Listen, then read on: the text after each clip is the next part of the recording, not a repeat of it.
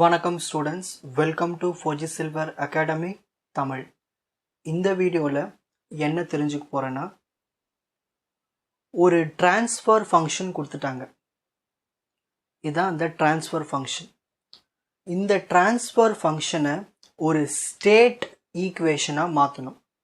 மாற்றிட்டு அதிலிருந்து ஒரு மேட்ரிக்ஸ் ஃபார்மேட்டுக்கு கொண்டு வந்து அப்புறமா அந்த சிஸ்டம் கண்ட்ரோலபிளாக இருக்கா, அப்சர்வபிளாக இருக்கான்னு செக் பண்ணி பார்க்க போகிறோம் இந்த ப்ராப்ளமில். ஸோ இந்த ப்ராப்ளமில் கண்ட்ரோலபிலிட்டி, அப்சர்வபிலிட்டி எல்லாமே சேர்ந்துருக்கும். ஓகேங்களா? ஸோ ஒரு டோட்டலாக இருக்கும், எல்லாமே பல்காக. ஸோ ஃபஸ்ட் ஸ்டெப் 1, கொடுத்துருக்கிற இந்த ட்ரான்ஸ்ஃபர் ஃபங்க்ஷனை ஒரு ஸ்டேட் மாடலாக மாற்றணும். அதான் ஸ்டெப் 1. ஓகேங்களா? அதுக்கு என்ன பண்ணணும்னா cross multiplication, y of s into this one. So y of s into this one equal to u of s into 2. So இந்த மாதிரி எழுதியாச்சு. So 2 into u of s. சரி, இந்த u of s நம்ம டைரக்டா u னே எழுதிக்கலாம். அப்போ என்ன வரும்? 2u equal to s cube எப்படி எழுதலாம்னா, இந்த y of s விட்டுடுங்க, இந்த s cube எப்படி எழுதலாம்னா d cube y by dt cube, ஒரு டிஃபரன்ஷியல் ஈக்குவேஷன் எழுதணும். பிளஸ் இந்த 6 எடுத்து அப்படியே எழுதிப்போம். இங்கே s ஸ்கொயர் இருக்கு, அப்போ d square y by dt square. Next 11 எடுத்து அப்படியே எழுதிப்போம். இங்கே வெறும் s மட்டும் இருக்கு, so dy by dt plus இந்த 6 மட்டும் இருக்கு, ஸோ ஒரு y. புரியுதுங்களா? இந்த மாதிரி ஒரு டிஃபரன்ஷியல் ஈக்குவேஷன் எடுத்துக்கணும். s கியூபுக்கு இங்கே கியூப் வரும், s ஸ்கொயருக்கு d ஸ்கொயர் மட்டும் வரும், sக்கு dy மட்டும் வரும், 6க்கு வெறும் y மட்டும் வரும், 6y. இப்போ அடுத்து என்ன பண்ண போறேன்னா, இந்த d கியூப் y dt கியூபை அப்படியே லெஃப்ட் சைடில் வச்சுட்டு மற்ற எல்லாரையுமே ரைட் ஹேண்ட் சைடு கொண்டு போகிறேன். அப்போது d cube y by dt கியூபை இங்கே வச்சாச்சு, லெஃப்ட் சைட்லேயே வச்சாச்சு. இந்த ப்ளஸ் 6 அந்த பக்கம் போயிடுச்சுன்னா ஈக்குவல் அந்த பக்கம் போயிடுச்சுன்னா -6. இந்த +1 அந்த பக்கம் போயிடுச்சுன்னா -11. இந்த +6 அந்த பக்கம் போயிடுச்சுன்னா -6. இந்த 2u ஈக்குவல்ட்டுக்கு அப்புறமா தான் இருக்குது, ஸோ அது +3 தான் இருக்கும். இது வரைக்கும் எழுதியாச்சுங்களா? நெக்ஸ்ட் என்ன பண்ணணும்னா, இந்த மாதிரி ஒரு கியூப் s கியூப் இந்த மாதிரி வந்துருச்சுன்னா நம்ம லெட் எடுக்கணும். லெட் என்னன்னா, நம்ம x1 நம்ம yன்னு எடுத்துக்கிறோம். x1 நம்ம என்ன எடுத்துக்கிறோம்? y. அதாவது இந்த y இருக்க இடத்துல x1 போட போகிறோம். அதுக்கப்புறமா இந்த மாதிரி x1 மேலே டாட் வச்சு அது x1 ஸ்டேட்டுன்னு அர்த்தம். இது என்னவா எடுத்துக்கலாம்னா dy by dt. இதுக்கு எதுக்கு ஈக்குவல்னா x2க்கு ஈக்குவல். இது எல்லாமே லெட் நம்மள எடுத்துக்கிறது, கண்டிஷன்ஸ் ப்ராப்ளம் சால்வ் பண்ணுறதுக்கு. இந்த மாதிரி கியூப் ப்ராப்ளம் வந்தால் இதே ஸ்டெப்பை ஃபாலோ பண்ணிக்கோங்க எல்லா ப்ராப்ளம்ஸ்க்குமே. நெக்ஸ்ட் x2 டாட், அதாவது x2 ஸ்டேட்டுக்கு நம்ம எப்படி எடுத்துக்கணும்? d square y by dt square. இது x3க்கும் ஈக்குவல்னு அர்த்தம். நெக்ஸ்ட் x3 டாட், அதை எப்படி எடுத்துக்கிறோம்னா d cube y by dt கியூப்னு எடுத்துக்கிறோம். இந்த d cube y by dt cube தான் நம்ம ஏற்கனவே கண்டுபிடிச்சி வச்சிட்டோமே. இது வரைக்கும் பாருங்க, d cube y by dt cube. So அதுக்கு பதிலாக இதை எடுத்து எழுதிக்கலாம். இங்கே என்ன இருக்கீங்க? -6 இங்கே என்ன இருக்கீங்க? d square y by dt square. d square y by dt ஸ்கொயருக்கு என்ன சப்ஸ்டிட் பண்ணீங்கன்னா x3. நெக்ஸ்ட் -11 இங்கே என்ன இருக்கீங்க? dy by dt. dy by dtக்கு என்ன சப்ஸ்டிட் பண்ணலாம்? x2. நெக்ஸ்ட் -6 இங்கே என்ன இருக்கீங்க? y. yக்கு என்ன சப்ஸ்டிட் பண்ணோம்? x1 + 2u. ஸோ இந்த மாதிரி எடுத்து எழுதியாச்சு. எழுதுனதுக்கு அப்புறமா இப்போ ஸ்டேட் மாடல் எழுத போகிறோம். ஸோ ஃபர்ஸ்ட் இங்கே லெஃப்ட் சைடில் இருக்கீங்க x1 state, x2 state, x3 state. அதை எடுத்து எழுதிப்போம். ஈக்குவல் டு இப்போ தான் நீங்கள் உஷாராக கவனிக்கணும். ஈக்குவல் டு கோஎஃபிஷியன்ஸ் எடுத்து எழுத போகிறோம். இங்கே மேலே இருக்கிறதா x1, இது x2, இது x3. ஸோ இப்போ நம்ம ஃபர்ஸ்ட் ஸ்டேட்டில் என்ன இருக்குது? x2 மட்டும் தான் இருக்குது, அதோட கோஎஃபிஷியன்ட் 1. அப்போ இங்கே மட்டும் தான் 1 வரும். இதில் x1ம் இல்லை, x3யும் இல்லை, அப்போ இங்கே ரெண்டு பேரும் 0. நெக்ஸ்ட் இப்போ x2 ஸ்டேட்டில் x3 மட்டும் தான் இருக்குது, அதோட கோஎஃபிஷியன்ட் 1. அப்போ இங்கே 1 எழுதணும். x1 இல்லை, x2 இல்லை இதில், அப்போ 0 0. நெக்ஸ்ட் x3 ஸ்டேட்டில் ஃபர்ஸ்ட் x1 இருக்கீங்க -6, x1ஓட கோஎஃபிஷியன்ட் -6, அதை எடுத்து இங்கே எழுதணும். x2 இருக்கு -11, அதை எடுத்து இங்கே எழுதணும். x3ஓட கோஎஃபிஷியன்ட் இருக்கு -6, அதை எடுத்து இங்கே எழுதணும். எழுதியாச்சா? எழுதுனதுக்கு அப்புறமா இங்கே என்ன பண்ணணும்னா, அந்த x1 x2 x3 இந்த மாதிரி மேட்ரிக்ஸ் ஃபார்மேட்டில் இங்கே பக்கத்தில் காமிச்சிடணும். ஈக்குவல் டு இப்போ u மேட்ரிக்ஸ் எழுத போகிறோம். சரி, இந்த x1ல ஏதாவது u இருக்கா? இல்லை, அப்போ 0. இந்த x2ல எதனா u இருக்கா? இல்லை, 0. இந்த x3ல u இருக்கா? u இருக்கு, அதோட கோஎஃபிஷியன்ட் 2, அந்த 2 எடுத்து இங்கே எழுதணும். இப்போ ஸ்டேட் மாடல் எப்படி எழுதுன்னு தெரிஞ்சிச்சா? இந்த இடத்துல ஸ்டேட் வரும், x1 x2 x3 உடைய கோஎஃபிஷியன்ட்ஸ் இங்கே வரும், u உடைய கோஎஃபிஷியன்ட்ஸ் இங்கே வரும். அப்போது இந்த மாதிரி ஒரு x1 x2 s3க்கு முன்னாடி இருக்கிறது தான் வந்து என்னதுன்னா A மேட்ரிக்ஸ். என்ன இருக்குது A மேட்ரிக்ஸ்? 0 1 0 0 0 1 -6 -11 -6. நெக்ஸ்ட் இந்த U மேட்ரிக்ஸ் தான் வந்து இந்த யூரோட கோஎஃபிஷியன்ட்ஸ் தான் வந்து B மேட்ரிக்ஸ். ஸோ அதை எடுத்து இங்கே எழுதியாச்சு. அடுத்தது எனக்கு C மேட்ரிக்ஸ் வேணும். ஏன் C மேட்ரிக்ஸ் வேணும்? ஒரு அப்சர்வபிலிட்டிக்கு C மேட்ரிக்ஸ் வேணும். அந்த C மேட்ரிக்ஸ் எங்கேருந்து எடுக்கணும்னா Yலேருந்து எடுக்கணும். Y இஸ் ஈக்குவல் டு இதான் C மேட்ரிக்ஸ். இது எப்படி எடுக்கணும்னா Y எங்கே இருக்குது? இந்த இடத்துல தான் இருக்குது. நம்ம எடுத்துக்கணும் Y x1 எடுத்துக்கணும். அப்போது இதான் x1 x2 x3. இந்த Yக்கு x1 மட்டும்தான் இருக்குது. அப்போது x1ல் மட்டும்தான் 1, மற்ற ரெண்டுத்துக்குமே 0. இந்த மாதிரி எழுதிட்டு பக்கத்தில் x1 x2 x3ன்னு எழுதிடணும். ஸோ இதுதான் நம்ம C மேட்ரிக்ஸ்னு எடுத்துக்கிறோம். ஓகேங்களா? இந்த 4 இருக்குல்லையே, இது எல்லா கொஷனுக்குமே வரும். இந்த S கியூப்னு வந்துட்டாலே எல்லாத்துக்குமே இதாக வரும். மோஸ்ட்லி S கியூப் ப்ராப்ளம் தான் வருமே. ஓகேங்களா? இந்த மாதிரி லாங்காக இருக்கிற பவர்ஸ் தான் அதிகமான ப்ராப்ளம் வரும்.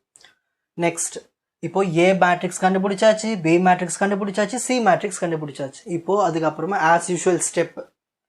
ஸோ ஸ்டேட் கண்டுபிடிச்சாச்சு, மேட்ரிக்ஸ் ஃபார்ம் கண்டுபிடிச்சாச்சு. நெக்ஸ்ட்டு கண்ட்ரோலபிலிட்டி அப்சர்வபிலிட்டி செக் பண்ண போகிறோம் இந்த மேட்ரிக்ஸை யூஸ் பண்ணி. ஸோ ஃபஸ்ட்டு செக் பண்ண போகிறது controllability. So QC equal to B matrix எழுதணும், AB மேட்ரிக்ஸ் எழுதணும், A²B மேட்ரிக்ஸ் எழுதணும். ஃபஸ்ட்டு AB மேட்ரிக்ஸ் மல்டிப்ளை பண்ணிட்டோம். இதுதான் A matrix B matrix. Previous step 2ல் கண்டுபிடிச்சோம் இல்லையா, அதை எடுத்து வந்து இங்கே சப்ஸ்டியூட் பண்ணிக்கணும். இதை ரெண்டுத்தையும் மல்டிப்ளை பண்ணி வர மேட்ரிக்ஸ் இது. ஸோ 0 + 0 + 0 0 2 -12. ஸோ AB மேட்ரிக்ஸ் கண்டுபிடிச்சாச்சு. B மேட்ரிக்ஸும் ஸ்டெப் 2ல் கண்டுபிடிச்சாச்சு, AB மேட்ரிக்ஸும் கண்டுபிடிச்சாச்சு. Next A²B. A²B எப்படி எழுதலாம்? A × A × Bன்னு எழுதலாம். நமக்கு A மேட்ரிக்ஸ் தெரியும், அதை எடுத்து இங்கே எழுதிப்போம். இது A மேட்ரிக்ஸ். நம்ம தான் AB மேட்ரிக்ஸ் கண்டுபிடிச்சிட்டோமே, இதை எடுத்து அப்படிங்க எழுதிக்கலாம் இல்லையா? இப்போ இவங்க ரெண்டு பேரையும் மல்டிப்ளை பண்ணி வர ஆன்சர் தான் இது. 2 -12 50. மேட்ரிக்ஸ் மல்டிப்ளிகேஷன் தெரியும் இல்லையா? ஸோ A²Bயும் கண்டுபிடிச்சாச்சு. இப்போது இந்த 3 மேட்ரிக்ஸ் எடுத்துகிட்டு வந்து ஜாயின் பண்ண போகிறோம். therefore QC ஃபார்முலா என்ன? B matrix, AB matrix, A²B matrix. B மேட்ரிக்ஸை ஸ்டெப் 2ல் கண்டுபிடிச்சோம் 0 0 2. அதை எடுத்துகிட்டு வந்து இங்கே சப்ஸ்டியூட் பண்ணிக்கணும் 0 0 2. இதுதான் B மேட்ரிக்ஸ். ஓகேங்களா? நெக்ஸ்ட் AB மேட்ரிக்ஸ் என்ன கண்டுபிடிச்சோம்? 0 2 -12. அதை எடுத்துகிட்டு வந்து இங்கே எழுதிக்கணும். நெக்ஸ்ட் A²B மேட்ரிக்ஸ் என்ன கண்டுபிடிச்சிருக்கோம்? 2 -12 50. அதை எடுத்துகிட்டு வந்து இங்கே எழுதிக்கணும். எழுதுனதுக்கு அப்புறமா இதுக்கு டிட்டர்மினன்ட் எடுக்கணும். இந்த மேட்ரிக்ஸுக்கு டிட்டர்மினன்ட் நான் வந்து காலம் வச்சு எடுக்க போகிறேன். எனக்கு 0 0 இருக்குது, ஸோ ஈஸியாக இருக்கும். 2. ஸோ 2 × இல்லை ரோ மேட்ரிக், இந்த ரோ எடுத்துக்கலாம். இந்த ரோவில் 2 இருக்குங்களா, இந்த 2 எடுத்துக்கிறேன். நான் எடுத்துட்டு இந்த 2 எடுக்கிறேன். அப்போ இதனுடைய ரோவை விட்டுணும், இதனுடைய காலம் விட்டுணும். அப்போ பேலன்ஸ் வரும் 0 × -12 0 -2 × 2 4. 0ல் 4 போயிடுச்சுன்னா -4. ஸோ 2 × -4 -8. எனக்கு டிட்டர்மினன்ட் எடுக்கும்போது ஆன்சர் 0 வரல. ஸோ கண்டிப்பாக ரேங்க் வந்து 3 தான். ஸோ இங்கே 0 வராதனால, ஒரு ரேங்க் வந்ததுனால இந்த சிஸ்டம் வந்து கண்ட்ரோலபிள். இதுவே இந்த இடத்துல 0 வந்துச்சுன்னு வச்சுங்களேன், 2 × 2 மேட்ரிக்ஸ் செக் பண்ணணும். ஸோ இந்த மாதிரி இந்த QC வேல்யூ 0 வந்துட்டாலே ஸோ நம்மளுக்கு ரேங்க் குறைஞ்சிக்கிட்டே வரும். ஸோ ரேங்க் இல்லாத பட்சத்தில் வந்து சிஸ்டம் வந்து கண்ட்ரோலபிள் இல்லாமல் இருக்கும். இங்கே தான் வந்து நம்மளுக்கு -8 வந்துச்சு. ஸோ இந்த இடத்துல நம்மளுக்கு 0 வரல. ஸோ 0 வராத இது வந்து 3 × 3 மேட்ரிக்ஸ் எடுத்தோம்னா ரேங்க் வந்து 3. So the system is controllable. So இந்த ப்ராப்ளம் உங்களுக்கு ஈஸியாக புரியணும், இந்த ரேங்க்லாம் புரியணும்னா ப்ரீவியஸ் ப்ராப்ளம்லாம் நீங்கள் அந்த பார்த்துட்டிங்கன்னா இதெல்லாம் ரொம்ப ஈஸியாக இருக்கும். நெக்ஸ்ட் இப்போ அடுத்தது அப்சர்வபிலிட்டி செக் பண்ண போகிறோம். அப்சர்வபிலிட்டிக்கு ஃபார்முலா என்னது? QO ஈக்குவல் டு அப்சர்வபிலிட்டிக்கு QO. So QO equal to C transpose A transpose C transpose A transpose the whole square into C transpose கண்டுபிடிக்கணும். ஸோ C டிரான்ஸ்போஸ் C மேட்ரிக்ஸை டிரான்ஸ்போஸ் எடுக்கணும். ஸ்டார்டிங்கில் C மேட்ரிக்ஸ் கண்டுபிடிச்சோம் இல்லையா, என்ன இருக்கு? 1 0 0. இது ஒரு ரோவாக இருக்குது, அது தூக்கி காலமாக மாற்றணும். அதான் C டிரான்ஸ்போஸ் matrix. Next C transpose finish பண்ணியாச்சு. Next A transpose C transpose. A மேட்ரிக்ஸை டிரான்ஸ்போஸ் பண்ணி இங்கே எழுதணும். இது A transpose matrix. C transpose இது எடுத்து இங்கே எழுதிப்போம். ஸோ இந்த ரெண்டு மேட்ரிக்ஸையும் மல்டிப்ளை பண்ணி வர ஆன்சர் தான் ஏ transpose C transpose. Next A transpose the whole square C transpose கண்டுபிடிக்கணும். இந்த ஹோல் ஸ்கொயர் இருக்குங்க இல்லையா, அதை ரெண்டு பிரித்து எழுதலாமா? ஏ டிரான்ஸ்போஸ்னு சி டிரான்ஸ்போஸ். நம்ம தான் ஏ டிரான்ஸ்போஸ் தெரியும் இல்லையா, அதை எடுத்து இங்கே எழுதிடுவோம். இது ஏ டிரான்ஸ்போஸ் மேட்ரிக்ஸ். இதை எடுத்து அப்படிங்க எழுதிடுவோம்.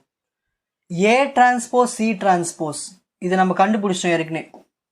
இதை எடுத்து இங்கே எழுதிப்போம் 0 1 0. இந்த ரெண்டு மேட்ரிக்ஸையும் மல்டிப்ளை பண்ணி வர ஆன்சர் 0 0 1. இதுதான் வந்து ஏ transpose whole square C transpose.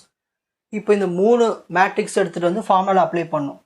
So C transpose என்ன கண்டுபிடிச்சிருக்கோம்? 1 0 0. அதை எடுத்துகிட்டு வந்து இங்கே எழுதணும்.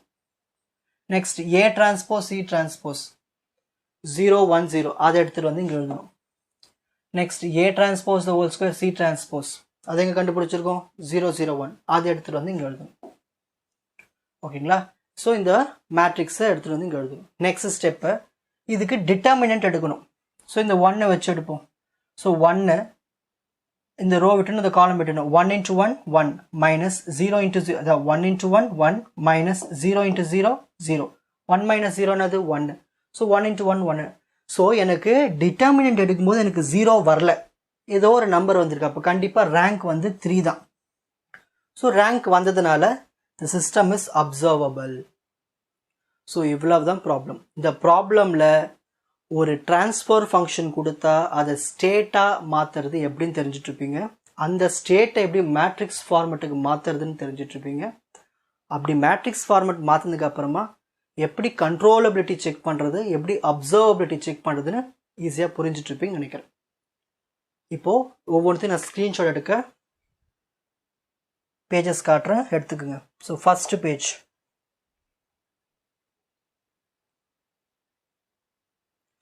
next second page,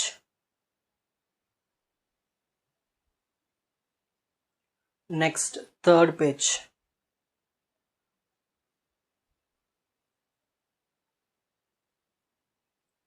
watch other episodes in the appropriate playlist. Foji Silver Academy, Strength, Success, Clarity. Vanakkam.